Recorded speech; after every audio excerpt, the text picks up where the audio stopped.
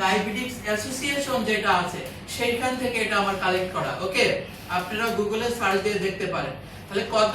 3.9 এবং 7.2। 3.9টা কোন অবস্থা? জি, উপবাস অবস্থা, খালি পেট। 3 থেকে 9। জি, খালি পেট। আর খাবার 2 ঘন্টা পর যেটা মাপা 7 থেকে 7.2 এটা একটা দরকার। জি, এটা অ্যাকুরেট টাইম। কিন্তু আমরা বিভিন্ন মুখ থেকে শুনি 5.5 7.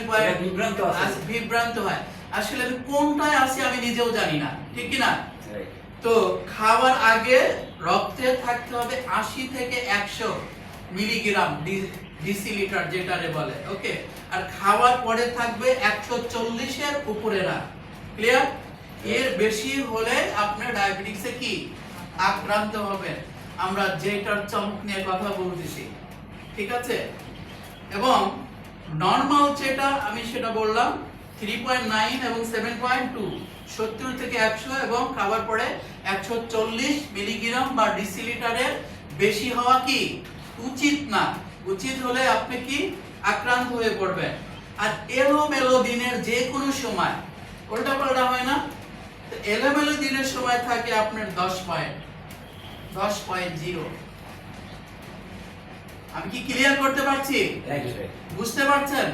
ওকে, তাহলে দিনের যে কোনো সময় এলোমেলো সময় আপনি যখন মাপবেন, যদি 10 পয়েন্ট থাকে তাহলে সেটা কি স্বাভাবিক, আপনি ডায়াবেটিস আক্রান্ত না।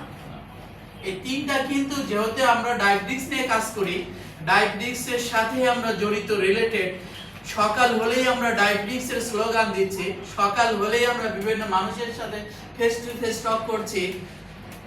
তার মানে আমাদের সঠিক ইনফরমেশনটা আমাদের দেওয়া দরকার।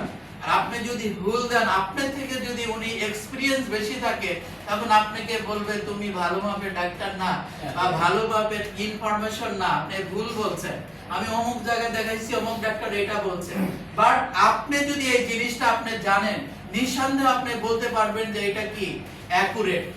আপনি লাউড দিয়ে বলতে পারবেন এটা অ্যাকুরেট, কারণ আপনি এটা জানেন। ক্লিয়ার?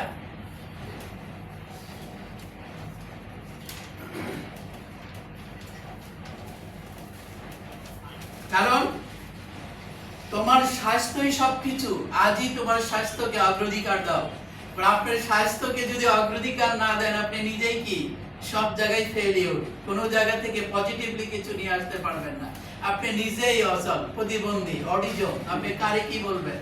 আমরা ওই পর্যায়ে বা ওই ক্লাসে যাওয়ার আগে আমরা কি করব? নিজেকে সংশোধন করে নিব। ওকে, কারণ এই সংশোধন করার ক্ষেত্রে মানুষের 3টা সেন্স দরকার হয়। কয়টা? 3টা সেন্স দরকার হয়। একটা হচ্ছে নাম্বার 1 কমন সেন্স। আমরা যার সাথে যখন টক করি বা কথা বলি, যে কোনো ঝামেলায় পড়ি, আমরা বলি কি যে তোমার কমন সেন্সটা নাই, এইটা বলি না?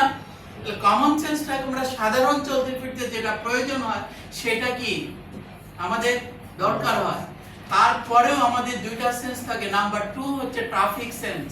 কারণ ট্রাফিক সেন্স নিয়ে যদি কথা বলি, আপনাদের মধ্যে হয়তো বলতে পারবেন আমি তো গাড়ি ড্রাইভ করি না, আমি তো মোটরসাইকেল চালাই না, আমি তো বাস চালাই না। ট্রাফিক সেন্স আমার দরকার আছে? এটা আপনার দরকার আছে, কারণ আপনার বডিটাকে আপনি ড্রাইভ করছেন।